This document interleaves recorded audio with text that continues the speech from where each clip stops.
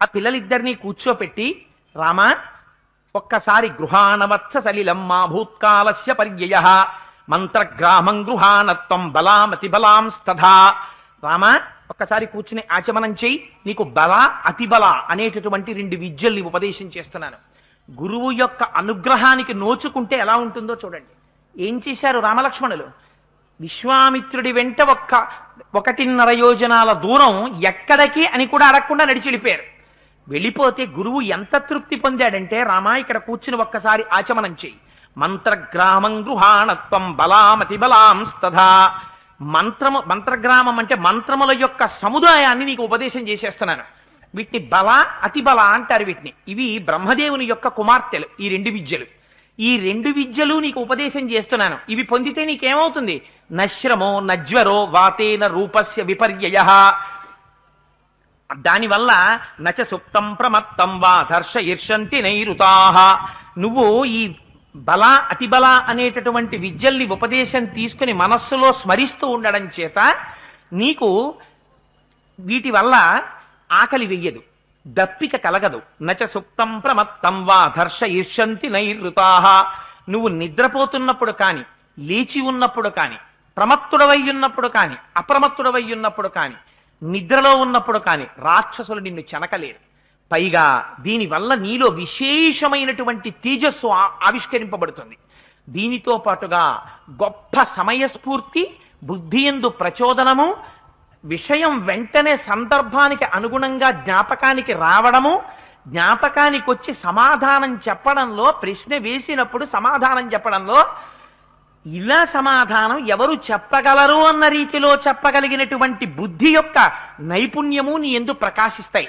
అందుచేత రామ ఈ 2 విద్యల్ని నువ్వు తీసుకోవలసింది అని చెప్పి ఆ బల అతిబల అనేటటువంటి విద్యల్ని ఉపదేశం చేశారు. ఆ 2 విద్యల్ని ఉపదేశం పొందారు. పొంది దాని వలన అలసట ఉండదు రామచంద్రమూర్తికి. అందుకని సంతోషంగా రామచంద్రమూర్తి తర్వాత లక్ష్మణమూర్తికి ఉపదేశం చేశారు. విశ్వామిత్రుడి దగ్గర రాముడు ఉపదేశం పొందాడు, రాముడు లక్ష్మణుడికి ఉపదేశం చేశారు. చేసిన తర్వాత పడుకున్నారు. పడుకున్న తర్వాత కౌసల్యా సుప్రజా రామ పూర్వా సంధ్యా ప్రవర్తతే అని నిద్రలేపారు. సరే, ముగ్గురు కలిసి బయలుదేరారు. బయలుదేరి ఆ ముందుకి నడుచుకుంటూ చాలా దూరం వెళ్ళారు.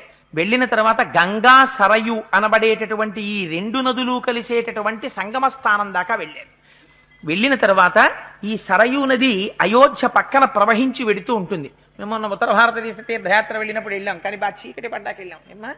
అందుకని ఆ సరయూ నది గంగానదితో కలుస్తూ ఉంటుంది. ఆ సరయూ నది గంగానదితో కలిసేటటువంటి ప్రదేశానికి ఆ దగ్గరికి వెళ్ళారు. వెళ్ళిన తరువాత అక్కడ ఒక గొప్ప ఆశ్రమం ఒకటి కనపడింది.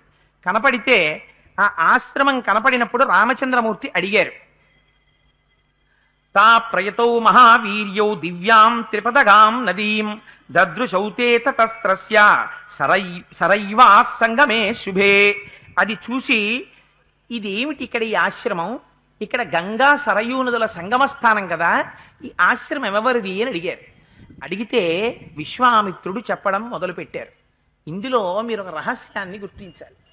మనం ప్రాజ్ఞులైనటువంటి మహాపురుషుల వెనకాతల వెళ్ళామనుకోండి, విడితే దాని వలన కలిగేటటువంటి ప్రయోజనం వేరు. పక్కన ఉన్నటువంటి వాడు అనవసరమైన విషయాలన్నీ మాట్లాడేవాడు మీతో వచ్చాడనుకోండి, వస్తే ఇంద్రియాణి బలిష్టాని ననియుక్తాని మానద అపక్వస్య ప్రకుర్వంతి వికారాం స్థాననేకశః భ్రమన్ సర్వతీర్థేషు స్నాత్వా స్నాత్వా పునః పునః నిర్మలం న మనో యావత్ తావత్ సర్వం నిరర్థకం. భ్రమన్ సర్వతీర్థేషు, ఎన్ని క్షేత్రాలు తిరగండి, మనస్సు నిర్మలం కానప్పుడు అవన్నీ ఏమవుతాయి? తావత్ సర్వం నిరర్థకం. వేదవ్యాసుడు దేవి భాగవతంలో చెప్తాడు. అందుకని క్షేత్రాలకి వెళ్ళినప్పుడు పక్కన ఎవరుండాలి?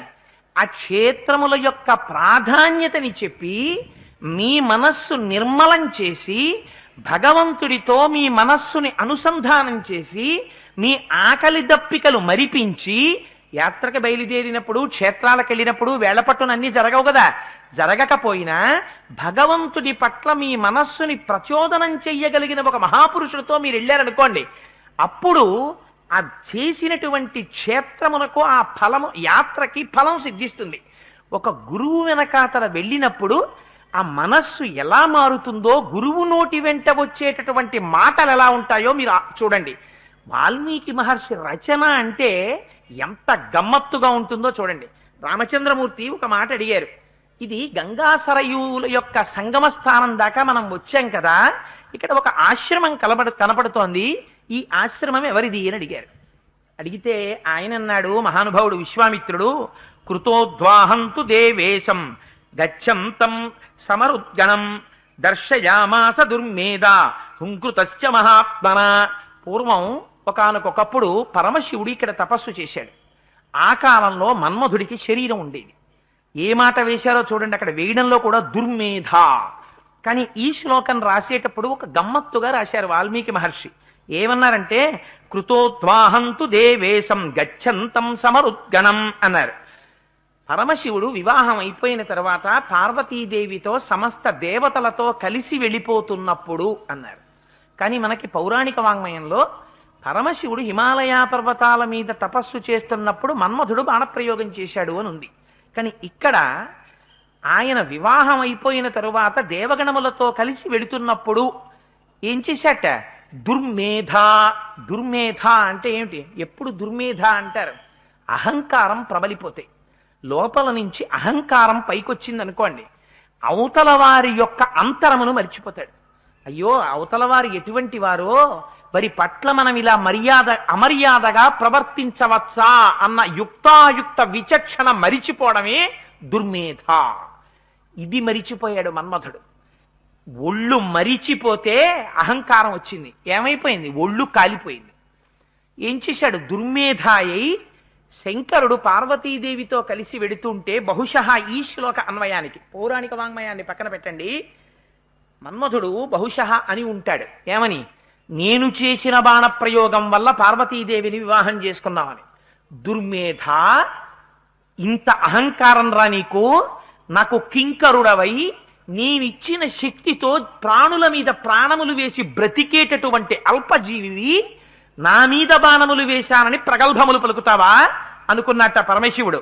అనుకుని అనదగ్ధస్య రౌద్రేణ చక్షుషా రఘునందన వ్యశీర్యంత శరీరాత్స్వ సర్వాగాత్రాన్ని దుర్మతే. ఒక్కసారి తన 3వ కంటిని తెరిచాడు. తెరిస్తే అందులోంచి అగ్నిహోత్ర జ్వాలలు పైకొచ్చాయి.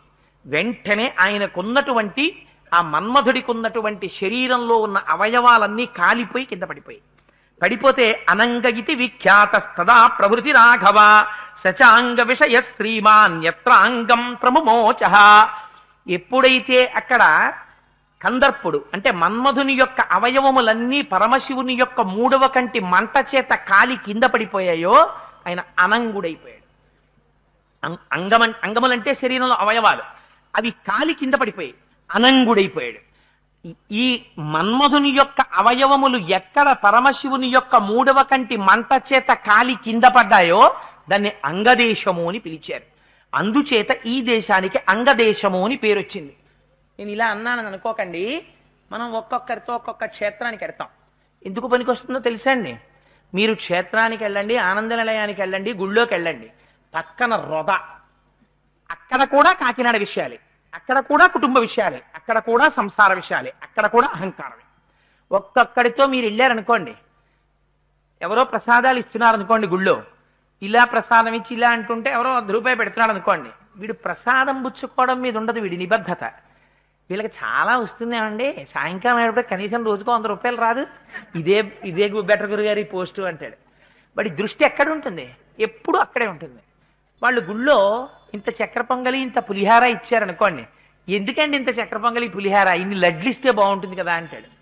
పోనీ లడ్లు ఇచ్చారనుకోండి, ఆ లడ్డు బయటికి వచ్చేది ప్రసాదం రా, స్వామి అనుగ్రహం రాది అని వాడు నోట్లో వేసుకోడు. లడ్డండి పూర్వం ఇంతంత ఉండేవంటాడు. అంతుంటే నీకెందుకు, ఇంతుంటే నీకెందుకు? అది ఈశ్వరానుగ్రహం. అనుగ్రహాన్ని అనుగ్రహంగా తీసుకో. పక్కన ఉన్నటువంటి వాడు క్షేత్రాలకి వెళ్ళినప్పుడు, యాత్రకి వెళ్ళినప్పుడు సక్రమంగా ప్రవర్తించని వాడితో మీరు వెళ్ళారనుకోండి, మీ బుద్ధి కూడా కల్మషమైపోతుంది. అందుకని వెళ్ళినప్పుడు అక్కడ చెప్పేటప్పుడు అది మీ బుద్ధిలో కూడా మార్పు తీసుకొచ్చేదై ఉండాలి. ఇది గురువు అంటే. విశ్వామిత్రుడు ఎంత అందంగా మాట్లాడాడో చూడండి. ఇవాళ ఒక రాతిని పట్టుకుని శిల్పి నిర్దాక్షిణ్యంగా ఉలిపెట్టి సుత్తి పెట్టి కొడతాడు. కొడితే ముక్కలు పెచ్చులు ఎగిరిపోతాయి. కన్ను చెక్కుతుంటాడు, కను లోపల ఉన్న గుడ్డు చెక్కుతుంటాడు. చెక్కేటప్పుడు సన్నటి ఉలి తీసుకుని ఆ గుడ్డు దగ్గర పెట్టి పెచ్చు ఎగిరిపోకుండా జాగ్రత్తగా సన్నటి సుత్తి పెట్టి కొడతాడు. కొట్టిన తరువాత ఆ కనుగుడ్డుకు ఆకారం వస్తుంది. వచ్చిన తర్వాత అందులోంచి శ్రీ మహావిష్ణువు యొక్క స్వరూపం వస్తుంది. వచ్చిన తర్వాత ఇదే శిల్పి ఆ విగ్రహాన్ని ఒక వాహనం మీదకి ఎక్కిస్తాడు. దాని మీద ఎక్కి కూర్చుంటాడు ఏ కాళ్ళ మీదో. దాన్ని దింపేస్తారు.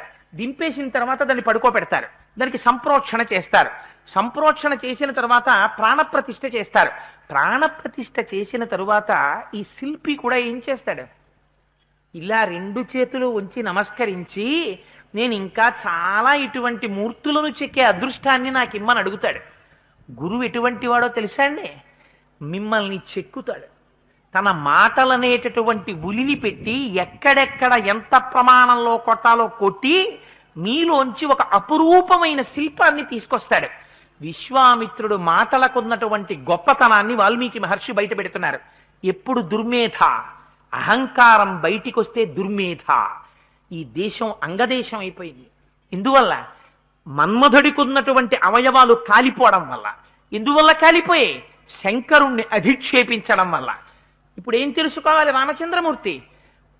భక్తుల పట్ల, భగవంతుడి పట్ల, పెద్దల పట్ల ప్రవర్తించవలసిన రీతిలో ప్రవర్తించకపోతే తనకి జరిగిన అవమానంతో ఆ పేరుతో ఊళ్ళు రాజ్యాలు వస్తాయి. వచ్చిన ప్రతివాడు ఇందుకు ఇది అంగదేశం అయిందని చెప్పుకుంటాడు. ఎంత అవమానం! ఎంత అందంగా చెప్పారో చూడండి. ఇది ఈ ఆశ్రమం ఏమిటి అని అడిగారు. అడిగితే ఇంత అందంగా విశ్వామిత్రుడు చెప్పాడు. గురువు శిష్యుణ్ణి మలచడం అంటే అది. అందుకునన్నాడు వశిష్ఠుడు, విశ్వామిత్రుడి వెంట పంపు, ఎటువంటి రాముడు తయారై వస్తాడో చూడు అన్నాడు. అది గురువు వెంట శిష్యుడు వెళ్ళడం వెనకాతల ఉన్న ప్రయోజనం. సరే, అప్పుడు ఒక మాట చెప్పారు. చూశావా రామా, ఇక్కడ ఒక గమ్మత్తుంది. ఆనాడు పరమశివుడు కూడా ఇక్కడ తపస్సు చేశాడు. పరమశివుడు తపస్సు చేస్తుండగా సాక్షాత్తుగా శంకరుడికి శిష్యులై ఇక్కడ కొంతమంది ఉండేవారు. ఉండి ఆయన్ని సేవించారు. ఆ తర్వాత పరమశివుడు దేవతలతో కలిసి, పార్వతితో కలిసి కైలాస పర్వతానికి వెళ్ళిపోయాడు. వెళ్ళిపోయినా కూడా ఆ శంకరుడి యొక్క శిష్యులు ఉన్నారు. ఆ శిష్యుల పాదములు పట్టి పరంపరాగతంగా అలా సేవ చేసుకుంటూ వచ్చారు. వీళ్ళకున్న గొప్పతనం ఏమిటో తెలుసా? వీళ్ళకి పాపం లేదు అన్నాడు. పాపం అంటే ఏమిటి? పాపం అంటే భగవంతుణ్ణి చేరకుండా అడ్డు వచ్చేటటువంటి ప్రతిబంధక రూపమైనటువంటి విఘ్నమునకు పాపము అని పేరు. మీరేదో రామాయణం విందామని బయలుదేరాను అనుకోండి, అప్పుడే అయినవాడు ఎవడో వస్తాడు చుట్టాలు. అయిపోయింది ఆ రోజు. ఎందుకు అయిపోయింది? చుట్టము రూపములో రామాయణ శ్రవణము జరగకుండా మీ పాపము ప్రతిబంధక రూపమై అడ్డు వచ్చినది. అందుకని అంటారు శంకర భగవత్పాదులు సౌందర్యలహరిలో, శివశక్త్యాయుక్తో యది భవతి శక్త ప్రభవితుం నచేదేవం దేవో నకలు కుశల స్పందితుమపి అతస్త్వామారాధ్యాం హరిహర విరించాదిభిరపి ప్రణంతుం స్తోతుం వా కథమకృత పుణ్య ప్రభవతి. ప్రణంతుం నమస్కారం చెయ్యాలన్నా, స్తోతుం వా నాలుగు మాటలు చెప్పాలన్నా, కథమకృత పుణ్య ప్రభవతి చేసిన పుణ్యం లేకపోతే ఎలా చేయిస్తారా నీతో? అని ప్రయత్నపూర్వకంగా మనుష్య జన్మలో చేసుకోవాలి. అందుకని వీరు పాపము లేనివారు. ఆనాడు శంకరుడితో ప్రత్యక్ష శిష్యరికం చేసిన వారి దగ్గర నుంచి ఈనాటి వరకు ఉన్న వీరెవ్వరూ పాపము లేనివారు. అంటే భగవంతుణ్ణి చేరడంలో ప్రతిబంధకములు లేనివారు. వీరందరితో కలిసి రామా ఇవాళ పడుకో. ఇప్పుడు మహదైశ్వర్యం అయోధ్యలో ఉందా, అంతఃపురంలో ఉందా? గురువుల మాట విని ఆత్మదర్శనం చేసుకుని సత్యనిష్టతో పరంపరాగతంగా ఆ గురువుల యొక్క పాదములు పట్టి ఆ పర్ణశాలలో ఉండిపోయి తపస్సు చేస్తున్న వీళ్లలో ఉందా? ఇలాంటి చోట పడుకోపెట్టాడు విశ్వామిత్రుడు. ఈ సత్యనిష్ట, ఈ తపోనిష్ట, ఈ ఆత్మబలం రాముడికి ఎక్కడి వరకు పనికొచ్చిందో తెలుసా అండి? యుద్ధకాండలో యుద్ధం చేస్తున్నప్పుడు కూడా, రాజ్యాన్ని తృణప్రాయంగా విడిచిపెట్టినప్పుడు కూడా, సత్యమేవేశ్వరో లోకే సత్యం పద్మాశ్రితా సదా సత్యమూలాని సర్వాణి సత్యాన్నాస్తి పరమం పదం అన్నాడు. తండ్రినంత గౌరవించాడు. ఎక్కడి నుంచి వచ్చాయి ఇవన్నీ? గురువుతో తాను తిరిగినప్పుడు గురువు చెప్పినటువంటి కథలలోంచి వచ్చాయి.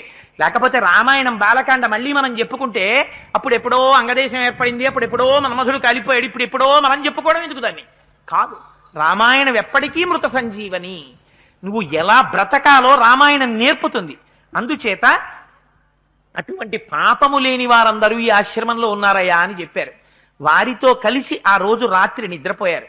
మరునాడు ఉదయం లేచిన తరువాత ఒకరు లేపవలసినటువంటి అవసరం లేకుండా రామలక్ష్మణులు లేచి కాలకృత్యాదులు తీర్చుకుని సంధ్యావందనాది కార్యక్రమాలు పూర్తి చేసుకున్నారు. అక్కడ ఉండేటటువంటి ఋషులకి ఎంత ప్రీతో చూడండి.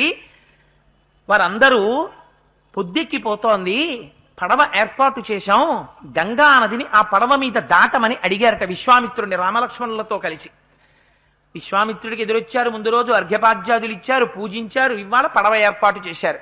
విశ్వామిత్రుడు రామలక్ష్మణులతో కలిసి పడవ ఎక్కారు. వెళ్ళిపోతోంది పడవ. వెళ్ళిపోతుంటే ఒక పెద్ద శబ్దం వచ్చింది. ఆ నదిలో కొంత దూరం వెళ్ళిన తర్వాత రాముడికి ఉన్న గొప్పతనం ఏమిటో తెలుసా అండి? ప్రశ్న అడగడంలో అందం ఉండాలి. తనకి తెలుసుకోవడానికి అవకాశం ఉన్న మహాపురుషుడు తన పక్కనున్నప్పుడు ఆ సమయాన్ని మీరు వాడుకోలేకపోయారనుకోండి, జీవితంలో మళ్ళీ అలా సమయం వస్తుందని మీరు ఊహించలేరు. మీ అదృష్టం ఆయన మీ పక్కన ఉన్నాడు, మీరు వినియోగించుకోవాలి. వినియోగించుకున్నారా ఉద్ధరింపబడతారు. మీరు వినియోగించుకోలేదు, ఏమైపోతుంది? ఆయనకు వచ్చిన నష్టం లేదు. సత్సంగత్వే నిస్సంగత్వం, నిస్సంగత్వే నిర్మోహత్వం, నిర్మోహత్వే నిశ్చలతత్వం, నిశ్చలతత్వే జీవన్ముక్తి. నీకు సమయం వృధా అయిపోయింది, ఆయనకు వచ్చిన నష్టమేముండదు. అందుకని ప్రతి విషయాన్ని అడుగుతాడు రాముడు. విశ్వామిత్రుడిని అడిగాడు, మహాప్రభో గంగలో పడవలో ప్రయాణం చేస్తుంటే ఇక్కడి దాకా వచ్చేసరికి బ్రహ్మాండమైనటువంటి చప్పుడు వస్తోంది, ఏదో నీరు బద్దలైపోతోందా అన్నంత చప్పుడు వస్తోంది. అధరామస్మరిన్ మధ్యే ప్రపచ్చముని పొంగవం వారిణో విద్యమానస్య కిమయం తుములోధ్వని. స్వామి ఎందుకయా ఇంత ధ్వనిస్తోంది ఇక్కడ? ఏదో నది బద్దలైపోతున్నంత చప్పుడు వస్తోంది, ఎందుకు వస్తోందో చెప్పవలసింది అని అడిగారు. అడిగితే ఆ చప్పుడా అడుగుని ఏదో పెద్ద తూమో ఏదో ఉండుంటుంది అన్నాడు అనుకోండి, ఆయన అయిపోతుంది అక్కడతోటి. కానీ పెద్దల దగ్గరున్న గుణం ఏమిటో తెలుసా అండి? మీరు ఇలా కదిపారనుకోండి, వాళ్ళు ఆ దగ్గర నుంచి మొదలు పెడతారు. అడిగేవాడు దొరకాలి. ఎంత సంతోషం గురువులకి! ఎక్కడి నుంచి మొదలెట్టాడో చూడండి విశ్వామిత్రుడు. కైలాస పర్వతే రామ మానస నిర్మితం సరహ బ్రహ్మణా నరశార్దూల తేనేదం మానసం సరహ. ఒకానొకప్పుడు చతుర్ముఖ బ్రహ్మగారు కైలాస పర్వత శిఖరాల మీద తన మనస్సుతో ఒక సరోవరాన్ని నిర్మించాడు. ఆ సరోవరానికి మానస సరము అని పేరు. ఆ సరస్సులోంచి నీరు ప్రవహించి వచ్చింది, అదే సరయూ నది. ఆ సరయూ నది పరమ పవిత్రమైనటువంటి నది. ఎందుచేత? బ్రహ్మగారి చేత నిర్మింపబడినటువంటి మానస సరోవరంలోంచి వచ్చింది. వచ్చి అది అయోధ్య చుట్టూ ప్రవహిస్తోంది. ప్రవహించినటువంటి ఆ నది ఇక్కడ గంగా నదితో కలుస్తోంది. గంగా నదితో సరయూ నది కలియడం చేత ఇక్కడ తస్యాయమతుల శబ్దో జాహ్నవీమభివర్తతే వారి సంక్షోభజో రామ ప్రణామం నియత కురు. రామా, ఇక్కడ గంగా సరయూ నదులు కలుస్తున్నాయి, ఇది నదీ సంగమ స్థానం, ఒక్కసారి నమస్కారం చేయి రామా అన్నారు. అంటే వెంటనే రాముడు ఆ రెండు నదులు కలుస్తున్న చోట నమస్కారం చేశాడు. ఇప్పుడు మీకు ఒక అనుమానం రావాలి, గంగా సరయూ నదులు కలుస్తున్నాయి, అడిగిన ప్రశ్న ఏమిటి? ఎందుకు ఆ చప్పుడు వచ్చిందని అడిగారు. రెండు నదులు కలుస్తున్నాయి, బాగుంది, నమస్కారం చేయందుకు అంటే నది మనకి జీవితంలో ఒక పాఠం నేర్పుతుంది. నది పరమ పవిత్రంగా పుట్టింది సరయు. పుట్టిన సరయు అక్కడ ఉండిపోదు, పర్వతాల మీద పుడతాయి నదులు. పర్వతాల మీద పుట్టినటువంటి నదులు పర్వతాల మించి ప్రవహించి వెళ్ళిపోతుంటాయి. వెళ్ళిపోతున్నప్పుడు ఆ కొండల మించి కింద పడిపోతాయి. కింద పడిపోయినప్పుడు పెద్ద పెద్ద బండలకి వాటి తలలు తగిలి చిందరవందరగా చిమ్ముకుంటాయి. అంటే తల పగిలిపోయినంత బాధ కలిగింది. ఆగిపోయిందా నది? ఆగదు. ఎవరు నదికి ఇదిగో సముద్రం ఇక్కడుందని ఎవరు దారి చూపించరు, వెళ్ళిపోతుందంతే నది. అలా వెళ్ళిపోతుంటే ముళ్ల పొదలు అడ్డొస్తాయి, ఒళ్ళంతా గీరేస్తాయి. ముళ్ల పొదలు గీరుతున్నాయని నది ఆగిపోదు, వెళ్ళిపోతుంది. ఒక మహాత్ముడు వస్తాడు, అందులో నిలబడి స్నానం చేసి అర్ఘ్యమిస్తాడు. ఇక్కడ ఒక మహాత్ముడు స్నానం చేశాడని నది ఆగదు, వెళ్ళిపోతుంది. ఇంకొక దుర్మార్గుడు వస్తాడు, మలమూత్రములు విసర్జిస్తాడు, నన్ను కలుషితం చేశాడని నది బెంగపెట్టుకోదు, వెళ్ళిపోతుంది. గోతులలో పడుతుంది, పైకి లేస్తుంది, ఒడులు తిరుగుతుంది, సుడులు తిరుగుతుంది, వంకర్లు తిరుగుతుంది, పరిగెడుతుంది పరిగెడుతుంది పరిగెడుతుంది పరిగెడుతుంది, చిట్ట చివరికి వెళ్ళి సముద్రంలో కలిసిపోతుంది. సముద్రంలో కలిసేంత వరకు నది తన ప్రయాణాన్ని ఆపదు. నరుడు కూడా తన ప్రయాణాన్ని ఈశ్వరుడిలో కలిపే వరకు తన అనుష్ఠానం ఆగకూడదు. భక్తి చేత జ్ఞానము, జ్ఞానము చేత మోక్షము కలిగే వరకు నడుస్తూ ఉండాలి. నదులు మనకి మార్గాల్ని ఉపదేశిస్తాయి. పైగా సంజీవనం సమస్తస్య జగత సలిలాత్మిక భవయిత్యుచ్యతే మూర్తిర్భవస్య పరమాత్మనః. నదుల రూపంలో, నీటి రూపంలో ఉండి పరమాత్మ మనందరినీ బ్రతికిస్తున్నారు.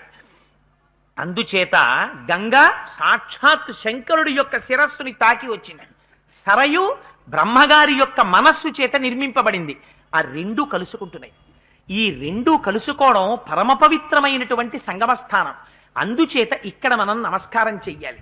అందుకని రామ నమస్కారం చెయ్యి అన్నారు. ఎంత గౌరవం నేర్పారండి, ఎంత భక్తి నేర్పాడండి మహానుభావుడు.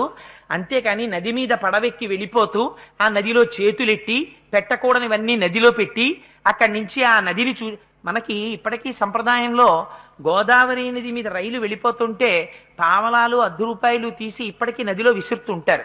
ఎందుకు అలా నదిలో విసిరారు అని మీరు అడిగారు అనుకోండి, అదో ఛాదస్తం అండి అంటారు కొంతమంది. ఛాదస్తం కాదు. భారతీయ సంప్రదాయంలో నది అంటే చాలంత గౌరవిస్తారు. ఎందుకని అది మనల్ని బతికిస్తోందని ఒకటి, ఆ నది మనకి జీవితంలో పాఠం నేర్పుతోందని ఒకటి. అందుచేత భగవంతుణ్ణి చూడగానే ద్రవ్యం ఎలా సమర్పిస్తామో పురుషార్థంగా నదిని చూడగానే అలా ఓ పావలాకా చేస్తారు పెద్దలు. అది వారి భక్తికి ప్రతీక. అందుచేత ఇది పరమ పవిత్రమైనటువంటి నదుల యొక్క సంగమస్థానం. ఇక్కడ నమస్కారం చేయి రామా అన్నారు. అనగానే ఆయన మహానుభావుడు విశ్వామిత్రుడు చెప్పడమే తర్వాయి వెంటనే ఒక నమస్కారం చేశారు. బయలుదేరి ఆ గంగా నదిని దాటారు. దాటి పడవ ఆవలి ఒడ్డుకి చేరింది. చేరిన తర్వాత పడవలోంచి దిగారు. దిగి ముందు విశ్వామిత్రుడు నడుస్తున్నాడు, వెనక రామలక్ష్మణులు నడుస్తున్నారు. నడుస్తుంటే చాలా విచిత్రంగా అనిపించింది. ఆ అరణ్యంలో ఎక్కడ చూసినా అహోవనమిదం దుర్గం చిల్లికా గణనాదితం భైరవాశ్వైపదై పూర్ణం శకుంతైర్దారుణారుతై. ఎక్కడ చూసినా సరే ఈల పక్షులు అని ఉంటాయి. ఆ ఈల పక్షుల యొక్క చప్పుడు వినపడింది అనుకోండి, అవి చేసినటువంటి అరుపులు కానీ భాస పక్షులు ఉంటాయి. ఆ పక్షులు కానీ అరిచాయనుకోండి, ఇవాళ కొత్తగా స్కూటర్లకి కొంతమంది హారన్లు వేస్తున్నారు. నిజంగా అది వినేటప్పటికీ సాత్వికమైన హృదయం ఉన్నవాడు భోజనం చేసి బయటికి రాగానే ఆ హారన్ వినపడితే కడుపులో తిప్పి వాంతి అయిపోతుంది. పిల్లలు ఏడుస్తున్నట్టో దేనికిందో పడిపోయి ఆక్రందనం చేస్తున్నట్టో ఉంటాయి. అంతకన్నా పైశాచికత్వం ఇంకోట్లేదు. అస్తమానం అది కొడుతూ ముందు వెడుతున్నవాడు తుళ్ళి పడుతుంటే చూసి ఆనందించడం రాక్షస ప్రవృత్తి. అలా పెట్టుకోమని ఎవడు చెప్పలేదు. అసలు అది డిజైన్ చేసిన వాడు ఎంత గొప్ప రాక్షసుడో, పెట్టుకున్నవాడు ఇంకెంత గొప్ప రాక్షసుడు. అందుకని అక్కడ ఉన్నటువంటి ఆ ఈల పక్షులు అంత భయంకరమైన శబ్దం చేస్తున్నాయిట. భాస పక్షులు అంత శబ్దం చేస్తున్నాయి. పులులు, సింహాలు, ఏనుగులు మొదలైనవి తిరుగుతున్నాయి. వాతావరణం చూడగానే చాలా భయానకంగా ఉంది. ఎక్కడా మనుష్య సంచారం ఉన్నట్టు కనపడలేదు. అంత భయంకరమైనటువంటి నిర్జనమైనటువంటి అరణ్యంలో విశ్వామిత్ర మహర్షి ముందు నడుస్తున్నారు. ఏకాకి నిర్భయ శాంత చింతాసూయా వివర్జిత బాల్యభావే నయోభాతి బ్రహ్మజ్ఞాని సముచ్యతే అంటుంది గురుగీత. బ్రహ్మజ్ఞానికి భయం ఎక్కడుంటుంది? తన నోటి వాక్కు చాలు. హుంకారం చేశాడా రాక్షసులు కూడా అలా నిలబడిపోవలసింది. ఎక్కడ భయం ఉంటుంది విశ్వామిత్రుడికి? తీసుకెడుతున్నాడు వెనక రామలక్ష్మణుల్ని. వాళ్ళు అడిగారు ఆశ్చర్యపోయి, బ్రహ్మన్ ఏమిటిది ఇలా ఉంది ఇక్కడంతాను అని అడిగారు.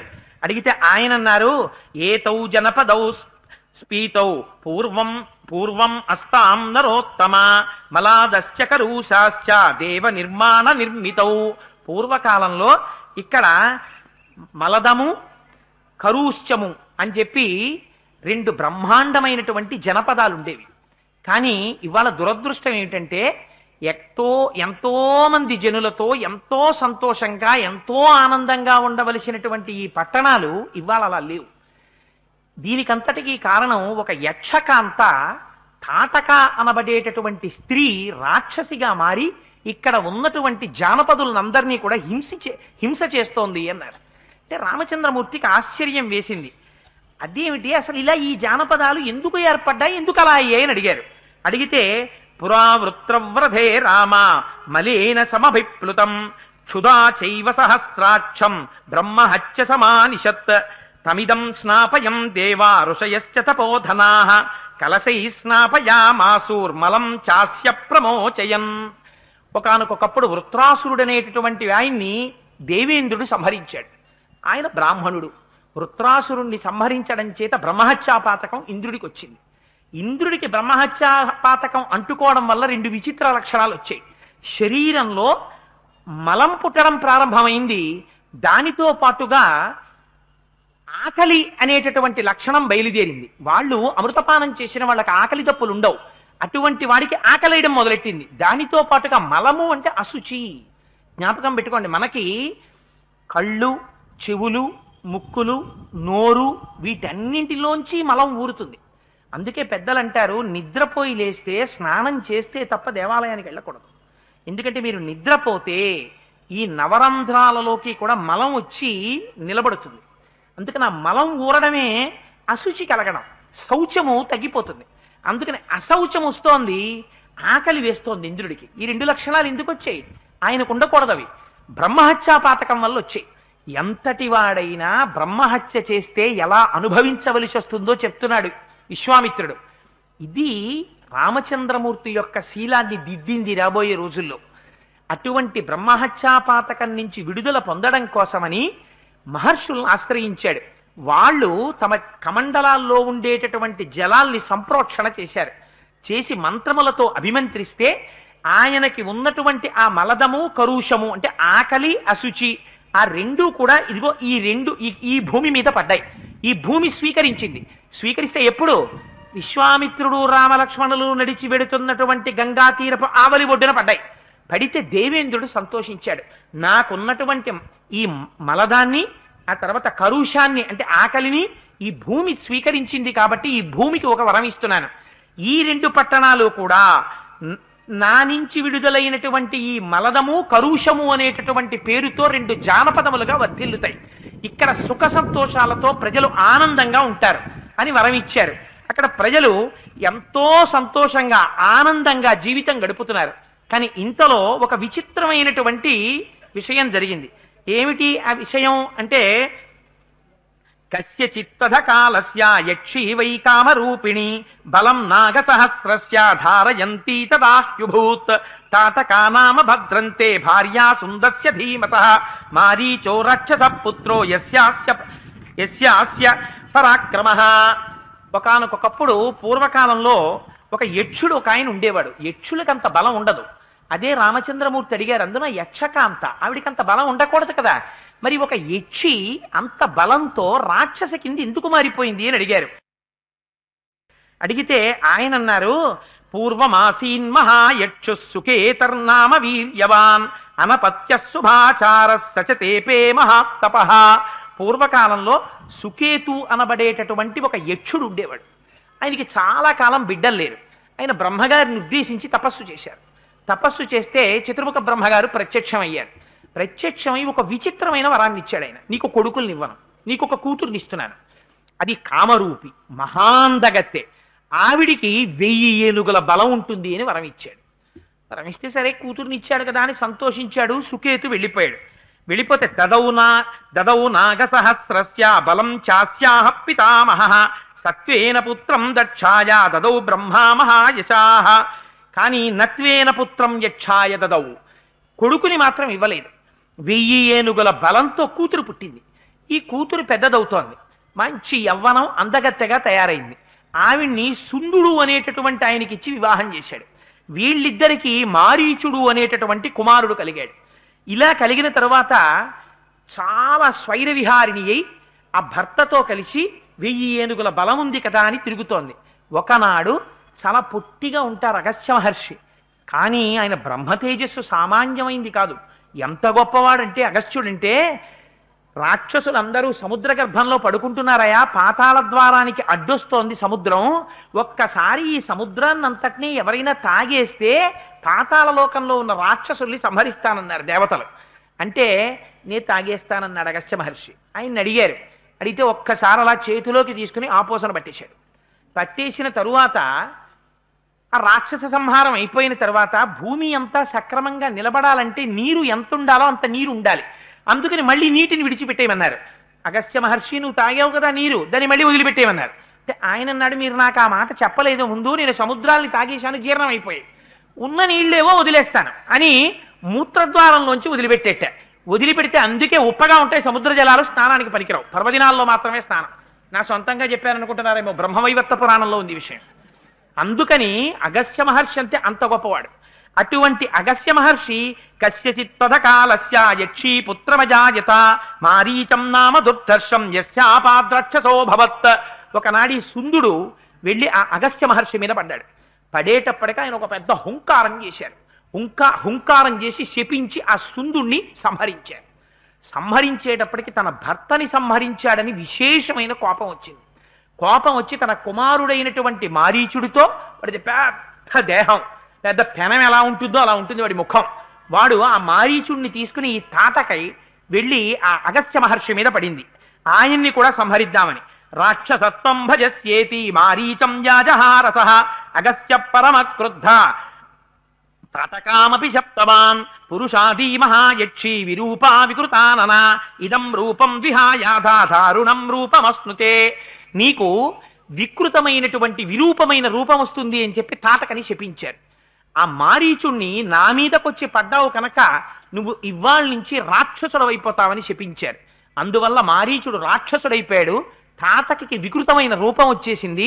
తాటక యొక్క భర్త అయినటువంటి సుందుడు మరణించాడు. తాటక యొక్క జీవితము ఇలా అయిపోవడానికి ఎవరు కారణము? బ్రహ్మగారి యొక్క వరం చేత పుట్టింది. అయినా పుట్టిగా ఉన్నాడు కదా, బ్రాహ్మణుడు కదా, ఏం చేస్తాడులే, ఈ దుష్ట భావన వచ్చినప్పుడల్లా గుణపాఠం చెప్పారు అగస్త్య మహర్షి.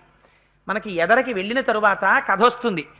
జీర్ణం వాతాపి జీర్ణం అని వాళ్ళు కూడా మేక రూపంలో లోపలికెడితే తినేసి జీర్ణం చేసేసుకున్నారు. ఆయన ఒకసారి పొట్ట మీద ఇలా రాసుకుంటే జీర్ణం అయిపోయాడు.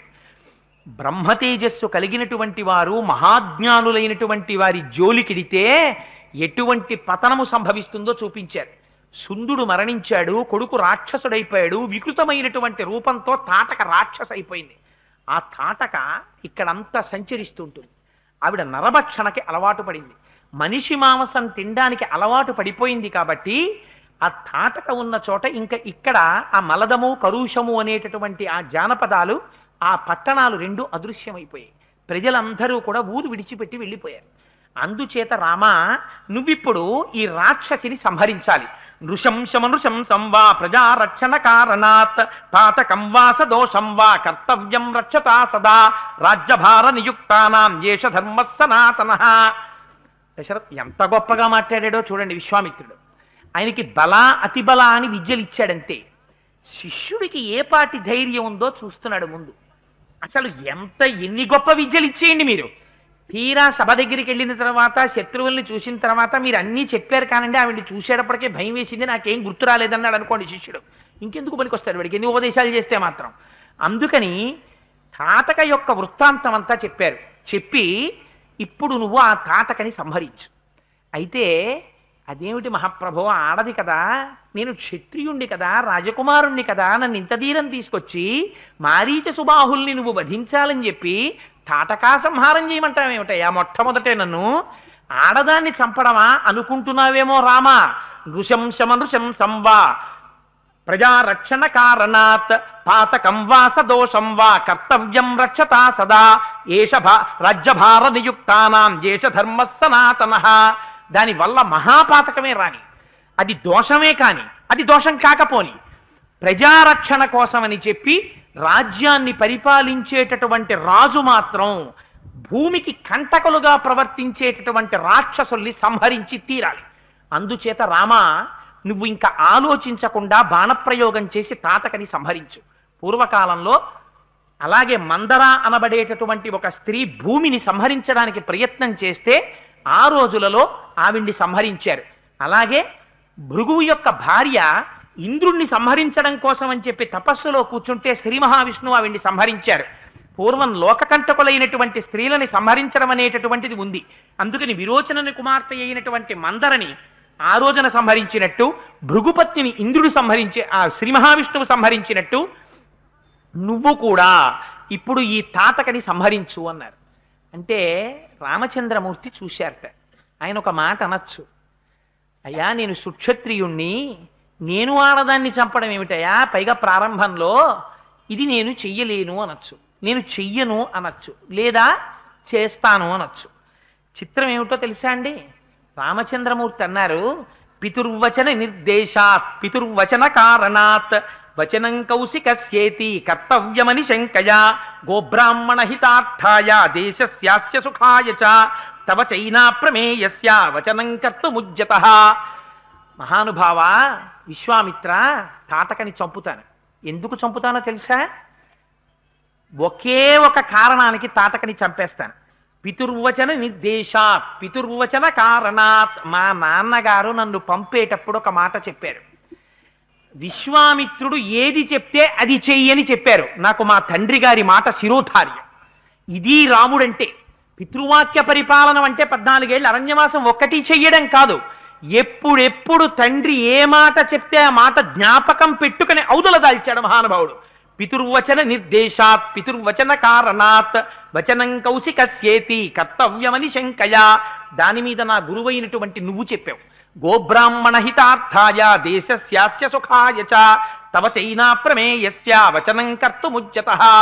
లోకాన్ని రక్షించడం కోసం, ఇక్కడ ఉండేటటువంటి సంపదని రక్షించడం కోసం, మహర్షుల్ని రక్షించడం కోసం, మళ్ళీ వాళ్ళందరూ సంతోషంగా బ్రతకడం కోసం సుక్షత్రియ వంశంలో పుట్టినటువంటి నేను రాజ్యాన్ని పరిపాలించవలసిన వాణ్ణి తాటకాన్ని గ్రహణం చేసి తీరుతాను, అందుకని సంహరిస్తానన్నారు.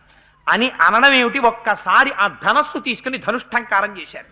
ఆ ధనుష్టంకారం చేసేటప్పటికీ అందులోంచి వచ్చినటువంటి ధనితరంగాల్ని విద్యట తాటక. విని ఆశ్చర్యపోయిందిట. ఎవడురా ఇంత ధ్వని చేశాడనుకుందిట. ఎటువైపు నుంచి ఆ ధ్వని వస్తోందో అటువైపుకి బయలుదేరి వెళ్ళింది. వెడితే తాటకని చూడగానే రామచంద్రమూర్తి ఇచ్చినటువంటి గొప్ప సర్టిఫికెట్ ఏమిటో తెలుసా అండి ఆవిడికి? లక్ష్మణ చూశావా తాటకని అన్నారు. అన్నయ్య చూశానన్నయ్య అన్నారు. రాముడు అన్నాడు తాం హతాం భీమ సంకాశం.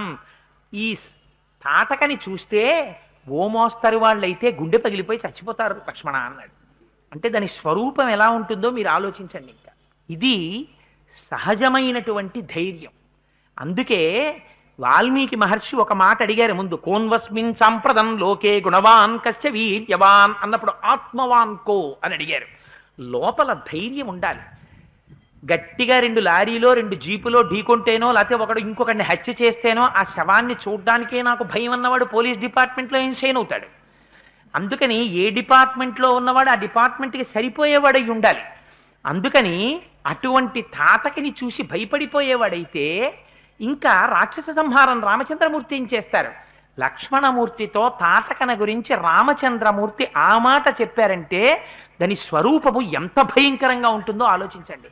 ఒక మామూలు వ్యక్తి అయితే అసలు చూడగానే గుండె బయలు చచ్చిపోతారు. అందుకే అసలు అక్కడ ఎవరు మనుషులే ఉండేవారు కాదు.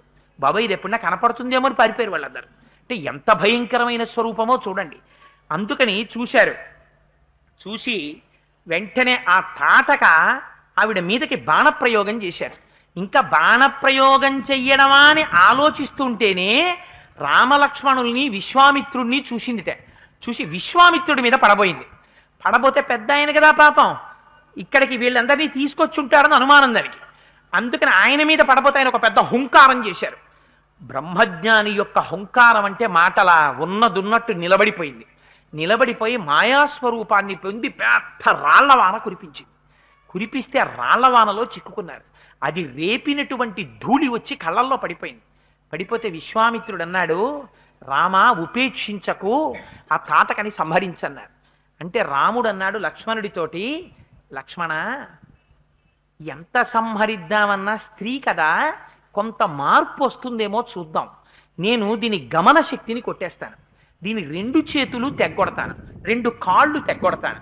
2 కాళ్ళు 2 చేతులు తెగిపోయిన తర్వాత పడిపోతుంది. వికారమైనటువంటి రూపాన్ని కల్పించు. ఎందుకని? ఇంకా ఏదైనా శరీరంలో చెక్కేసాం అనుకోండి, ఒక కన్ను చెక్కేస్తే ఇంద్రియం పోతుంది. అందుకని ముక్కు చెవులు కొట్టేస్తాను. కొట్టేస్తే చూసుకున్నప్పుడల్లా జ్ఞాపకానికి వస్తుంది. ముక్కు చెవులు లేవు కదా, జ్ఞాపకానికి వచ్చి అప్పుడైనా బుద్ధి వస్తుందేమో. అందుకని వికార రూపం కల్పిద్దాం. నువ్వు ముక్కు చెవులు చెక్కి నేను చేతులు కాళ్ళు తెగ్గొడతానన్నారు. అని చేతులు తెగ్గొట్టారు, కాళ్ళు తెగ్గొట్టారు. లక్ష్మణమూర్తి ముక్కు చెవులు చెక్కారు. చెక్కితే దానసాధ్యం కూడా అది మాయారూపాన్ని పొంది మాయమైపోయింది. మాయమైపోయి రాళ్ళవాన కురిపించింది. కురిపించి వచ్చి పెద్ద శరీరంతో రాముడి మీద పడబోతోంది. పడబోతుంటే విశ్వామిత్రుడు అన్నారు, రామా ఇక ఉపేక్షించకు, అసుర సంధ్యా సమయం అయిపోతోంది, చీకటి పడిపోయిందా, తాటక శక్తి పెరిగిపోతుంది, అందులో మాయావి, ఆడదని ఆలోచించకు. ఇంత చెప్పినా నువ్వు ఇంకా ఆడది అని ఆలోచిస్తున్నావు. ఇది కరుణా సముద్రుడు రాముడంటే. అందుకని ఇంకా ఆలోచించకుండా బాణప్రయోగం చేయమన్నారు. ఒక పిడుగు లాంటి బాణాన్ని దాని గుడ్డెల మీద కొట్టారు.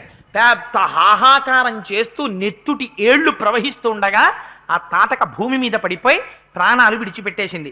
తాం హతాం భీమ సంకాశం దృష్ట్వా సురపతిస్తదా సాధు సాధ్వితి కాకుత్సం సురాశ్చ సమపూజయన్. వెంటనే దేవేంద్రుడు, దేవతలు మొదలైనటువంటి వాళ్ళందరూ చూశారు.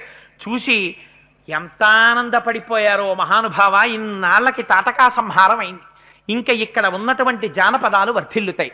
విశ్వామిత్రుడు లోకమునకు చికిత్స చేయడం ప్రారంభం అయిపోయింది. అందుకని తాటకా సంహారం అయింది. ఇప్పుడు ఎప్పుడైతే తనకున్న ధైర్యంతో తాటకా సంహారం చేశాడో దేవతలందరూ, ఇంద్రుడు పరిగెత్తుకుంటూ విశ్వామిత్రుడి దగ్గరికి వచ్చారట. వచ్చి వాళ్ళు ఏమని అడిగారో తెలుసా అండి?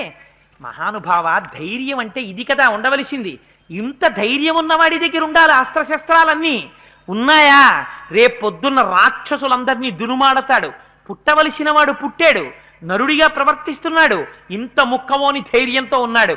నీ దగ్గర అదిగో ఆ నిన్నటి రోజున చెప్పుకున్నటువంటి ఆ మహానుభావుడు కౌశికుడిగా నువ్వు పరిపాలన చేస్తున్నప్పుడు ఆ జయ సుభద్ర అనేటటువంటి ఆ దక్ష ప్రజాపతి యొక్క కుమార్తెలిద్దరికీ చెరుకో 50 అస్త్రాలు పుడితే నువ్వు వాటిని తీసుకున్నావు కదా.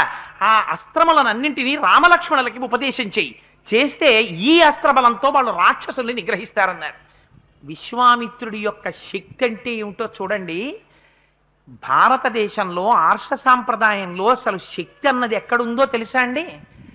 ఏమీ తెలియనట్టుగా బ్రహ్మదండం పట్టుకొని అరణ్యాల్లో కూర్చుని తపస్సు చేసుకున్న వాళ్ళ దగ్గర ఉంది. అందుకే అలెగ్జాండర్ అంటాడు, భారతదేశం వెళ్ళిన తరువాత ఎవరి జోలికన్నా వెళ్ళండి, కానీ అరణ్యాల్లో పెద్ద పెద్ద చెట్ల కింద బ్రహ్మదండాలు పట్టుకుని తపస్సు చేసుకుంటూ ఉంటారు, కమండలాలు పట్టుకుని. వారి దగ్గరికి మాత్రం వెళ్ళి గట్టిగా మాట్లాడకండి, బహువినయంతో మాట్లాడండి. వాళ్ళది తపశ్శక్తి, మనది కేవలం బాహుశక్తి, వాళ్ళ ముందు మనం నిలబడలేమని చెప్పాడు. ఇది ఆర్ష సంప్రదాయం, మన మహర్షుల యొక్క శక్తి అంటే. ఈ మాట చెప్పగానే విశ్వామిత్రుడు పొంగిపోయి ఆయన ఇచ్చినవి ఏమిటో తెలుసా అండి? అస్త్రం హయశిరో నామ క్రౌంచమస్త్రం తథైవచ శక్తి ద్వయంచ కాకుస్తా తదా దదామి తవ రాఘవ. హయశిరోనామం అనేటటువంటి అస్త్రాన్ని ఇచ్చాట, క్రౌంచమస్త్రం ఇచ్చాట. ఇవన్నీ అస్త్రాలంటే బయట ఏదో బాణాల్లాగో గొడ్డళ్లలాగో గుణపాల్లాగో ఏం దగ్గర ఉండవు, వాటికి మంత్రాలు ఉంటాయి. ఆ మంత్రం ఉపదేశం చేస్తారు. ఉపదేశం చెయ్యగానే ఆ మంత్రోపదేశం పొందగానే ఆ అస్త్రం స్వరూపాన్ని పొందుతుంది. పొంది వచ్చి పక్కన నిలబడి నమస్కారం చేస్తుంది.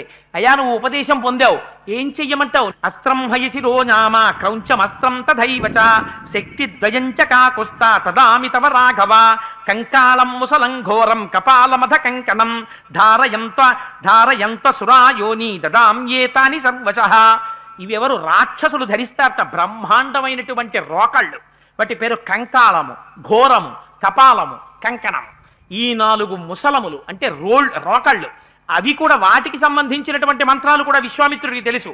అందుకని ధర్మచక్రం తతో వీర కాలచక్రం తథైవచ విష్ణు చక్రం తథాత్యుగ్ర మైంద్రమస్త్రం తథైవచ వజ్రమస్త్రం నరశ్రేష్ఠ శైవం శూలవరం తథా అస్త్రం బ్రహ్మశిరశ్చైవ ఐషీకమసి రాఘవ దదామి తే మహాబాహో బ్రహ్మామస్త్రమనుత్తమం గదే ద్వే చైవ కాకుత్స మోదకీ శిఖరీ ఉభే ప్రదీప్తే నరసార్దూల ప్రయచ్ఛామి నృపాత్మజ ధర్మపాశమహం రామ కాలపాశం తథైవచ పాశం వరుణమస్త్రం చ దదామ్య హమమనుత్తమం అశనీత్వే ప్రయచ్ఛామి శుష్కార్ద్రే రఘునందన దదామి చాస్త్రం పైనాకమస్త్రం నారాయణం తథా ఆగ్నేయమస్త్రం దయితం శిఖరం నామతః వాయవ్యం ప్రధనం నామ దదామి చ తనానఘ. ఐంద్రాస్త్రం, బ్రహ్మాస్త్రం, బ్రహ్మశిరోనామకాస్త్రం, మానవాస్త్రం, వారుణాస్త్రం, ఇంద్రాస్త్రం, వైశీకాస్త్రం, ఆఖరికి పొడిగా ఉండేటటువంటి పిడుగులు, తడిగా ఉండేటటువంటి పిడుగులు, రోళ్ళు, రోకళ్ళు, రాక్షసగణాలు, క్రౌంచాస్త్రాలు, గాంధర్వాస్త్రాలు, నారాయణాస్త్రాలు, బ్రహ్మాస్త్రం, బ్రహ్మశిరోనామకాస్త్రం, మానవాస్త్రం, ఇవి అవి అని లేవు, సర్వాస్త్రములు చెప్పేశారు. చెప్పి 2 గదలు కూడా ఇచ్చేశారు. నందనం అనేటటువంటి ఒక గొప్ప ఖడ్గాన్ని బహూకరించారు. ఎవరు? బ్రహ్మజ్ఞానం కలిగినటువంటి విశ్వామిత్రుడు ఇంత అస్త్ర సంపత్తిని ఉపదేశం చేసేసేట. చేసేస్తే ఈ అస్త్రములన్నీ పురుష రూపాలని ధరించాయి. వచ్చి రామచంద్రమూర్తి పక్కన నిలబడ్డాయి. ఇవన్నీ ఆయన ఉపదేశం పొందారు. పొందిన తరువాత నిలబడి, స్వామి మేమందరం మీ కింకరులం, నిన్ను సేవిస్తున్నాం, ఎవరి మీదకెళ్ళమంటావు చెప్పన్నారు. అంటే రాముడు అన్నాడు, వాళ్ళని ఒక్కసారి ఇలా తన చేతితో ముట్టుకుని, మీ అందరూ నా మనస్సులో ప్రవేశించండి, నా మనస్సులో తిరుగాడుతుండండి, నేను ఎప్పుడెప్పుడు పిలిస్తే అప్పుడప్పుడు పైకి రండి అన్నాడు. ఇప్పుడు ఏమైంది? విశ్వామిత్రుడిలో ఉన్నటువంటి సమస్త శక్తులు రామచంద్రమూర్తిలోకి ప్రవేశించాయి. ఈ మాట ఎవరు చెప్పారు? వశిష్ఠ మహర్షి చెప్పారు. విశ్వామిత్రుడితో వెళ్ళిన తరువాత నీ కొడుకు ఎలా మారతాడో చూడమని. ఎంత తపస్సు చేస్తే ఈ వేదం అంతా వస్తుంది, ధనుర్వేదం. ఏ తపస్సు లేకుండా గురువు యొక్క అనుగ్రహం కలిగిందా? ఇంత తపశ్శక్తిని ధారపోసేశాడు విశ్వామిత్రుడు. ఇవన్నీ చేసిన తరువాత మరునాడు ఉదయం నిద్రలేస్తే విశ్వామిత్రుడు వంక చూసి రాముడు అన్నాడు, మహానుభావ, గురుత్తమ, నాకు మీరు ఇన్ని అస్త్రాలు ఉపదేశం చేశారు, ఆఖరికి పైశాచికాస్త్రం కూడా ఉపదేశం చేశారు, నాకు వీటి ఉపసంహారం కూడా చెప్పమని అడిగాడు. పొంగిపోయేట విశ్వామిత్రుడు. మళ్ళీ ఉపసంహార మంత్రాలన్నీ నేర్పారు. నేర్పి వాటితో పాటుగా రామ ఇంకొన్ని అస్త్రాలు కూడా ఉన్నాయి, అవి కూడా నేర్పేస్తాను తీసుకోమన్నారు. ఆ అస్త్రాలన్నీ కూడా ఇచ్చేశారు. అడగాలి కానీ గురువులకి ఇవ్వడంలో, అందుకే నచోరహార్యం నచ రాజహార్యం న భ్రాతుభాజ్యం నజభారకారి వ్యయే కృతే వర్ధతి ఏవ నిత్యం విద్యాధనం సర్వధన ప్రధానం. గురువుకున్నటువంటి ఔదార్యం ప్రపంచంలో ఎవరికీ ఉండదు. ఆయనకి మోహం ఉండదు, దాచుకోవాలన్న తాపత్రయం ఉండదు. దొరికితే చాలు పాత్రత కలిగినటువంటి వాడు పోసేయి పోసేయి పోసేయి అని తనలో ఉన్నటువంటి జ్ఞానాన్నంతటినీ ధారపోసేస్తాడు. గురువు యొక్క ఔదార్యం అంటే ఎలా ఉంటుందో, గురువు పాదములు పట్టుకుంటే, గురువు వెంట వెడితే ఎటువంటి మార్పు వస్తుందో, ఇవాళ రామచంద్రమూర్తిని మన లోకములకంతటికి రక్షకుడిగా మనకు అందించినటువంటి మహానుభావుడు విశ్వామిత్రుడు. ఆ విశ్వామిత్రుడి ప్రజ్ఞ ఏమిటో వాల్మీకి మహర్షి చూపిస్తున్నారు. అగస్త్యుడి ప్రజ్ఞ అంటే ఏమిటో వాల్మీకి మహర్షి చూపిస్తున్నారు. బ్రాహ్మణ్యానికి ఉన్న గొప్పతనం ఏమిటో విశ్వామిత్రుడు చూపిస్తున్నారు. తపస్సుకి ఈ దేశంలో ఉన్న గొప్పతనం ఏమిటో విశ్వామిత్రుడు చూపిస్తున్నారు, వాల్మీకి మహర్షి చూపిస్తున్నారు. ఇది భారతదేశానికి ఉన్న గొప్పతనం. భారతదేశం ఎప్పుడు భౌతికమైన ఐశ్వర్యముతో పేరు తెచ్చుకున్నది కాదు. భారతదేశానికి ఉన్న గొప్పతనం వర్షాలు పడలేదు, మేఘాల మీద రసాయనాలు చల్లుకోవడం ఈ దేశానికి చేత కాదు. ఒక మహాపురుషుడి కాళ్ళు పట్టుకుని సహస్రఘటాభిషేకం చేయించుకుంటుంది, మేఘాలు వచ్చి వర్షాలు కురుస్తాయి. అందుకే ఈ దేశానికి ఆయువు పట్టు వేదం. వేదము ప్రమాణముగా బతికినటువంటి దేశం ఈ దేశం. అందుకని వేద ప్రమాణాన్ని, బ్రాహ్మణ్యాన్ని, బ్రహ్మజ్ఞానికి ఉండేటటువంటి శక్తిని వాల్మీకి మహర్షి రామచంద్రమూర్తిని తయారు చేసినటువంటి విశ్వామిత్రుని యొక్క ఆ క్యారెక్టర్ని, ఆ శీలాన్ని, ఆ వ్యక్తిత్వాన్ని ఆవిష్కరించడంలో నిరూపించి చూపించారు. ఇంత గొప్పగా ఉపసంహార మంత్రాలన్నింటినీ కూడా చూపించిన తరువాత పొంగిపోయారట. పొంగిపోయి మళ్ళీ ఎన్నో అస్త్రాలని ఉపదేశం చేశారు. ఉపదేశం చేసిన తరువాత మరునాడు ఉదయం నడుస్తుంటే అక్కడ సిద్ధాశ్రమం అనేటటువంటి ఆశ్రమం కనపడింది. ఈ ఆశ్రమం ఎవరిది, ఎందుకు ఇక్కడుంది అని అడిగారు రామచంద్రమూర్తి. అడిగితే అప్పుడు మహానుభావుడు చెప్పాడు, సిద్ధాశ్రమమితి ఖ్యాత సిద్ధో హ్యత్ర మహాతపాః ఏతస్మిన్నేవ కాలేతు రాజా వైరోచ నిర్బలిః. ఒకానొకప్పుడు విరోచనుడి యొక్క కుమారుడైనటువంటి బలిచక్రవర్తి అపారమైనటువంటి పరాక్రమాన్ని పొంది ఇంద్రుణ్ణి రాజ్యభ్రష్టుణ్ణి చేసి ఇంద్రుడి యొక్క రాజ్యాన్ని కూడా తన రాజ్యంగానే పొందాడు. ఇంద్రుడు శ్రీ మహావిష్ణువుకి భక్తుడే, బలిచక్రవర్తి విష్ణు భక్తుడే. ఇద్దరినీ సంస్కరించవలసినటువంటి అవసరం ఏర్పడింది. అందుకని ఇప్పుడు ఒక రాక్షసుణ్ణి నిగ్రహించినట్టు నిగ్రహించడం కుదరదు. అందుకని అక్కడ కశ్యప ప్రజాపతి తపస్సు చేశారు. ఎవరితో? అదితితో కలిసి. అక్కడే శ్రీ మహావిష్ణువు కూడా పూర్వాశ్రమంలో కొన్ని వేల యుగాలు తపస్సు చేశారు. ఆయనతో పాటుగా అక్కడే వామనమూర్తి యొక్క ఆవిర్భావం జరిగింది. ఎందుచేత? కశ్యప ప్రజాపతి అడిగారు శ్రీ మహావిష్ణువుని, మళ్ళీ నా కుమారుడైనటువంటి ఇంద్రుడికి రాజ్యాన్ని ఇప్పించడం కోసమని నువ్వు ఉపేంద్రుడిగా పుట్టాలన్నారు. ఉపేంద్రుడంటే ఇంద్రుడి తమ్ముడు. రాజ్యం ఇవ్వడం కోసమని ఇంద్రుడి తమ్ముడిగా ఆయన పుట్టి, ఎవ్వరు అడగడానికి ఇష్టపడరు. ఒకరి దగ్గరికి వెళ్ళి చెయ్యి చాపడం అంటే ఎంత చులకన. ఒకరి దగ్గర చెయ్యి చాపరు. కానీ తన భక్తుడైనటువంటి వాణ్ణి నిగ్రహించలేక మహానుభావుడు వామనమూర్తిగా పుట్టివాడిగా వచ్చి బ్రహ్మచారిగా ఏది అడిగితే అది ఇచ్చేసేటటువంటి స్వభావం ఉన్నవాడు బలిచక్రవర్తి యాగం చేస్తున్నాడని చెప్పారు. అక్కడికి వెళ్ళి చెయ్యి చాపి అడిగారు, నాకొక్క 3 అడుగుల నేల దానమివ్వయా బలి అని అడిగారు. ఎందుకు 3 అడుగులు? నీకేం కావాలో చెప్పు, నీకేం కావాలంటే అది ఇచ్చేస్తాన్నాడు బలిచక్రవర్తి. నిజంగా పోతన గారు భాగవతంలో అందించారండి. వరచేలములో మాడలో పలములో వన్యంబులో గోవులో కరులో కాలములో నికేతనములో లేకపోతే వన్యంబులో కాంతలో నీకేం కావాలి చెప్పు, ఏం కావాలంటే అది ఇచ్చేస్తానన్నాడు. అంటే ఆయన అన్నాడు, ఒంటివాడ నాకు 1-2 అడుగుల మెరయిమ్ము సొమ్ము మెరయొల్ల కోర్కె తీర బ్రహ్మ కూకటి ముట్టెద దనకుతుక సాంద్ర దానవేంద్ర. నాకెందుకయా 3 అడుగుల నేల దానవి? నువ్వు దానం ఇచ్చానన్నావా, నేను బ్రహ్మాండాలన్నింటినీ ఆక్రమించేస్తాను, చూపిస్తానన్నాడు. పాపం బలిచక్రవర్తి 3 అడుగుల నేల దానం చేసేశాడు. దానం చేసయ్యగానే ఒక పాదంతో భూమిని కొలిచేశాడు. ఇంతంతైవటుడు ఇంతయై మరియుతానింతై అభోవీధిపై అంతైతో యదమండలగ్రమణ కల్లంతై ప్రభారాశిపై అంతై చంద్రునికంతయై ధ్రువునిపై అంతై మహర్వాటిపై అంతై సత్య పదోన్నతుండగుచు బ్రహ్మాండాంత సంవర్తియై రవిబింబింబమంపపత్రమగు ఛత్రంబై శిరోరత్నమై శ్రవణాలంకృతియై గళాభరణమై సవర్ణ కేయూరమై చెవిమత్కంకణమై కటిస్థలి ముదంచఘంటయైను పురప్రవరంబై పదపీఠమై వటుడుతా బ్రహ్మాండమున్ నిండుచోన్ తన పుట్టిల్లెదె పొమ్మటంచునజుడున్ తన్నాభి పంకేరుహంబు నిరీక్షించి నటించి తత్పాద శేచనముంచేసి కమండలూతకములన్ చల్లించి తత్తోయముల్ వినువీధిన్ ప్రవహించదేవనదిగా విశ్వాత్ము కీర్తి ప్రభన్. ఆనాడు మహానుభావుడు సమస్త బ్రహ్మాండములు నిండిపోయాడు వామనమూర్తిగా వచ్చి. ఆ వామనమూర్తి ఇక్కడే కూర్చుని తపస్సు చేశారయా. ఇది సిద్ధాశ్రమం అంటారు. కశ్యప ప్రజాపతి యొక్క కోరిక తీరినటువంటి ఆశ్రమం ఇది. ఇక్కడే శ్రీ మహావిష్ణువు తపస్సు చేశారు. ఇక్కడే శ్రీ మహావిష్ణువు ఇంద్రుడికి తమ్ముడు ఉపేంద్రుడై పుట్టాడు. వామనమూర్తి అని పేరు పెట్టుకుని దానం పుచ్చుకున్నాడు. పుచ్చుకుని తిరిగి ఇంద్రుణ్ణి రాజ్యమునందు ప్రతిష్ఠ చేశాడు.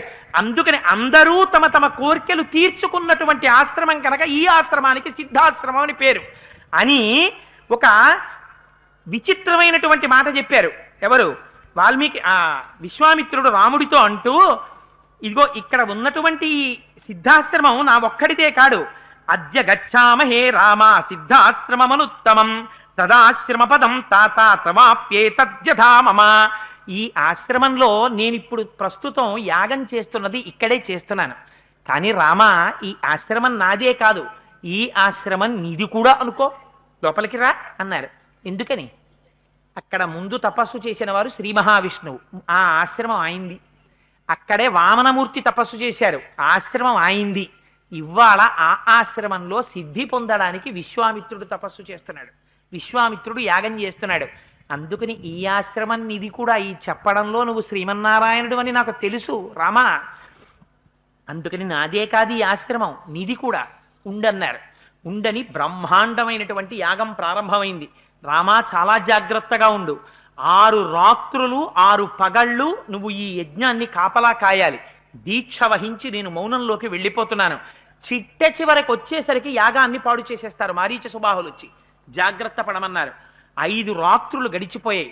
6వ రోజు ప్రవేశించింది. రాముడు లక్ష్మణుడితో అన్నాడు, లక్ష్మణ చాలా జాగ్రత్త, ఇవాళతో యాగం పూర్తవ్వాలి, ఇప్పుడే దీన్ని పాడు చెయ్యడం కోసమని వస్తారు రాక్షసులు, చాలా అప్రమత్తతతో ఉండమన్నాడు. అదే సమయంలో అనుకోకుండా వేదిలో ఉన్నటువంటి అగ్నిహోత్రం భగ్గున మండింది.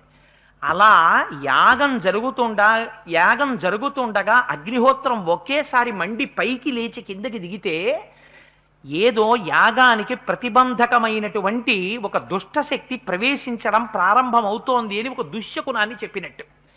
వెంటనే రాముడు గమనించాడు. సర్వశాస్త్రపారంగతుడు మహానుభావుడు, విశ్వామిత్రుడి శిష్యుడు, వశిష్ఠుడి దగ్గర విద్య నేర్చుకున్నవాడు. ఇదిగో దుర్నిమిత్తం తోస్తోంది, రాక్షసులు రావడానికి సిద్ధపడుతున్నారు, జాగ్రత్త పడన్నాడు. వెంటనే కామరూపులై మారీచ సుబాహులు వచ్చారు. వారితో పాటు కొన్ని వేల మంది రాక్షసులు వచ్చారు. ఆ పైనుంచి కుండలతో రక్తాన్ని అగ్నిహోత్రంలోకి పోశారు. పొయ్యగానే రక్తం పడగానే అగ్నిహోత్రం భగ్గున పైకి లేచింది. చూశాడు రాముడు. మానవం పరమోదారా మంత్రం పరమభాస్వరం చిక్షేప పరమ క్రుద్ధో మారీచో రచి రాఘవ. లక్ష్మణ చూడు, మానవాస్త్రం పెట్టి కొడుతున్నాను మారీచుణ్ణి. మానవాస్త్రం చాలా చల్లగా ఉంటుంది, అందుకని మానవాస్త్రం పెట్టి కొడితే ప్రాణాలు పోవు. కానీ వీడి ఇక్కడి నుంచి 100 యోజనముల దూరం వెళ్ళి సముద్రంలో పడిపోతాడు. పడిపోయి ఆ తర్వాత తెలివి వస్తుంది, స్పృహ తప్పిపోతాడు. అల్లా కొడుతున్నాను చూడని మానవాస్త్రం ప్రయోగం చేశారు. అది చల్లగా ఉంటుందేమో, ప్రాణం తీయదు. తీయకుండా వాడిని 100 యోజనాల దూరం తీసుకుపోయి సముద్రంలో బారేసింది. ఒకేసారి కొట్టారు మారీచుడిని రామచంద్రమూర్తి. కొడితే వాడు ఏమన్నాడో తెలుసా అండి అరణ్యకాండలో? రకారాదీని రామాని రామత్రస్తస్య రావణ రత్నాని చరదాశ్చైవ విత్రాస జనయంతిమే అన్నాడు. ఒరే రావణ, నా దగ్గరికి ఎవరైనా వచ్చి రా అంటే తర్వాత మా అంటారేమో అని అప్పటి నుంచి పారిపోతూనే ఉన్నాను రా అన్నాడు. ఎవరైనా నా దగ్గరికి వచ్చి రత్నం అందామని రథం అందామని రా అన్నారనుకో, తర్వాత మా అంటారేమో అని పారిపోతుంటాను నేను. నాకంత భయం రా. ఒక్కసారి కొట్టాడు రాముడు జీవితంలో. రాముడి దెబ్బ అంటే నీకు తెలియక ఇలా విచ్చలవిడిగా తిరుగుతున్నావు అన్నాడు. నేను మానవాస్త్రం పెట్టి కొట్టారు. ఆ తర్వాత సుబాహుడు వచ్చాడు. వస్తే ఆయన మీదకి ఆగ్నేయాస్త్రం ప్రయోగించారు. గుండెలు బద్దలై నెత్తురు కక్కుతూ సుబాహుడు కింద పడి మరణించాడు. ఇన్ని వేల మంది రాక్షసుల్ని వాయువ్యాస్త్రం ప్రయోగించారు. ప్రయోగించి ఒక్కసారి వాళ్ళని కొట్టారు. కొట్టేటప్పటికి ఆ రాక్షసులందరూ మరణించారు. యాగం పూర్ణంగా పరిసమాప్తమైపోయింది. విశ్వామిత్రుడు లేచి గాఢాలింగనం చేసుకున్నాడు. ఎంతో పొంగిపోయాడు. రామా, నా యొక్క ఈ సిద్ధాశ్రమంలో జరుగుతున్నటువంటి ఈ యాగం పూర్ణంగా జరగడానికి రక్షకుడవై తోడ్పడి నా యాగ పరిపూర్తికి సాయపడ్డావు. నేను ఎంతో సంతోషించానన్నాడు.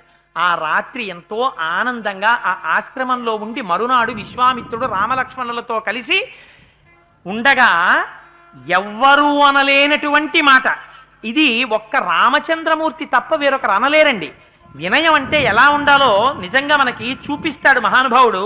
ఆయన వచ్చి అంటాడు, రాముడు ఇమౌ స్మముని శార్దూల కింకరౌ సుమపస్థితౌ ఆజ్ఞాపయదేష్టం వై శాసనం కరవావకిం. రాత్రి అంత యాగాన్ని రక్షించాడు. తెల్లవారేటప్పటికి పొద్దున్న లేవగానే నిన్న రాత్రి మనం బలి కొట్టేశాను రా. ఆ మారీచుండేమో మానవాస్త్రం పెట్టి కొట్టాం, సుబాహుండేమో ఆగ్నేయాస్త్రం పెట్టి కొట్టాం, కొన్ని వేల మంది రాక్షసుల్ని వాయువ్యాస్త్రాలు పెట్టి కొట్టాం. అదిగో చూసావా డెడ్ బాడీస్ ఎలా పడున్నాయో, ఈ యాగాన్ని అంతటినీ మనమే రక్షించాం అని చెప్పి గురువుగారి దగ్గరికి వెళ్దాంలే, ముందు వీళ్ళందరూ వచ్చారు కదా పాపం సారి షేక్ హ్యాండ్ ఇచ్చి వీళ్ళతో మాట్లాడదాం అనుకుంటే అహంకారం ప్రబలిపోయినట్టే. అహంకారం ప్రబలితే ఏమవుతుందో ముందే చెప్పాడు విశ్వామిత్రుడు అంగదేశం గురించి చెప్తూ. అందుకని రాముడి వినయం చూడండి, గురువుల దగ్గర ఎలా ప్రవర్తించాలో చెప్తాడు. పొద్దున్న లేచి వస్తూనే విశ్వామిత్రుడి దగ్గరికి వచ్చి నమస్కారం చేశాట. అయ్యా యాగం అయిపోయింది కదా, ఇంక ఇంటికి బయలుదేరుదామా అని అడగలేదు. నమస్కారం చేసి అన్నాడు, ఇమౌ స్మముని శార్దూల కింకరౌ సముపస్థితౌ. మేము నీ కింకరులం విశ్వామిత్ర మహర్షి, మేమిద్దరం నీ సేవకులం. నీ యొక్క పాదముల సన్నిధానంలో అంజలి ఘటించి నిలబడి ఉన్నాం. నువ్వు ఇంకా మేము చెయ్యవలసినటువంటి పని ఏదుందో ఆజ్ఞాపయధేష్టం వై శాసనం కరవావకిం. నువ్వు శాసించు, ఆజ్ఞాపించు. రే కింకరులారా ఈ పని చేయండిరా అని చెప్పు. ఆ పని చెయ్యడానికి నీ పాదముల దగ్గర సిద్ధంగా ఉన్నానయ్యా విశ్వామిత్ర అన్నాడు. ఇది రామచంద్రమూర్తి యొక్క వినయం అంటే. ఎవరు ఉండగలరలా? అంతటి వినయశీలి గురువు దగ్గర. అదే రాముడు కోదండ పట్టుకు నిలబడ్డాడా, గుండెలు బద్దల కొడతాడు రాక్షసుల్ని. అదే రాముడు తండ్రి దగ్గరికి వెళ్ళాడా, తండ్రిని సత్యమునందు నిలబెడతాడు. ఎవరి దగ్గరికి వెళ్ళినప్పుడు ఎలా ప్రవర్తించాలో రాముడు తాను అనుష్ఠించి మనకి చూపిస్తాడు. అందుకే రామాయణం అంత గొప్ప రామాయణమైంది. అయితే మరునాడు ఉదయం వీళ్ళు బయలుదేరుతుంటే విచిత్రం ఏమిటో తెలుసా అండి? అక్కడ మిథిలానగరంలో జనక మహారాజు గారు బ్రహ్మాండమైన యాగం చేస్తున్నాడు. అక్కడ చూడవలసినవి 2 ఉన్నాయి. శివధనస్సు ఒకటి, ఇంకొకటి ఉంది అన్నారు. ఇంకొకటి ఏమిటి? శివధనస్సు ఒకటి చూడవలసింది, రెండవది పేరు చెప్పలేదు, సీతమ్మ కత్తుంది చూడవలసింది. అందుకని రామా నువ్వు మాతో రా, బయలుదేరుదామన్నారు. విశ్వామిత్రుడు రామలక్ష్మణులు బయలుదేరుతుంటేట సిద్ధాశ్రమంలో ఉన్న మృగాలన్నీ కూడా విశ్వామిత్రుడి వెంట వెళ్ళిపోతున్నాయిట. అంటే ఏమిటి? బ్రహ్మ తేజస్సు కలిగినటువంటి వాడు వచ్చినా, బ్రహ్మ తేజస్సు ఉన్నవాడు వెళ్ళిపోతున్నా మృగములు కూడా వారిని చూసేటప్పటికి అపారమైన సంతోషాన్ని పొంది ఆయనతో పాటు వెళ్ళిపోదాం అనుకుంటాయిట. అంటే ఎంత ప్రేమిస్తాయో చూడండి. అంటే ఆ హృదయం ఎలా ఉంటుందో మీరు ఆలోచించండి. ఇది విశ్వామిత్రుడంటే. ప్రతి క్షణం ప్రతి శ్లోకంలో విశ్వామిత్రుడి వైభవం ఏమిటో ప్రకటిస్తుంటారు వాల్మీకి మహర్షి. ఆర్ష సాంప్రదాయంలో గురువు యొక్క వైభవం ఏమిటో చూపిస్తారు. శిష్యులు తన వెంట రావడం గొప్ప కాదు, విశ్వామిత్రుడు వెళ్ళిపోతుంటే క్రూర మృగాలు వెంటబడ్డాయి, మేము వచ్చేస్తాను నీతోటని.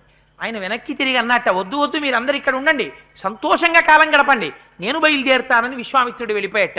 ఇంత గొప్పగా ఇక్కడ యాగం జరిగింది. ఆయనకి ఏమైనా అటాచ్మెంట్లు మమకారాలు ఇవేమి ఉండవు వాళ్ళకి. వాళ్ళు అలా తిరుగుతూనే ఉంటారు. ఏకాకి నిస్పృహ శాంత చింతాసూయ వివర్జిత, ఎప్పుడు ఏకాకి సంతోషంగా తిరుగుతుంటాడు. ఇది బ్రహ్మజ్ఞానికి ఉన్న లక్షణం. అంతేకాని అయ్యో నా అస్త్రాలన్నీ రాముడికి ఇచ్చేశాను, ఇప్పుడు నాతో సమానమైన వాడు ఇంకోటి తయారైపోయాడు, వాడికి వచ్చు, ఇంకోటి ఏదైనా నేను నేర్చేసుకోవాలి అని ఈ వెర్రి వ్యామోహాలు వాళ్ళకేం ఉండవు. ఇది బ్రహ్మజ్ఞానం అంటే. ఎంత ఔదార్యం ఉన్నవాళ్ళో చూడండి ఆ జ్ఞానులు, ఆ ఋషులు. ఇది రామాయణ వైభవం. శుక్లాంబరధరం విష్ణుం శశివర్ణం చతుర్భుజం ప్రసన్నవదనం ధ్యాయేత్ సర్వవిఘ్నోపశాంతయేత్. హరి ఓం.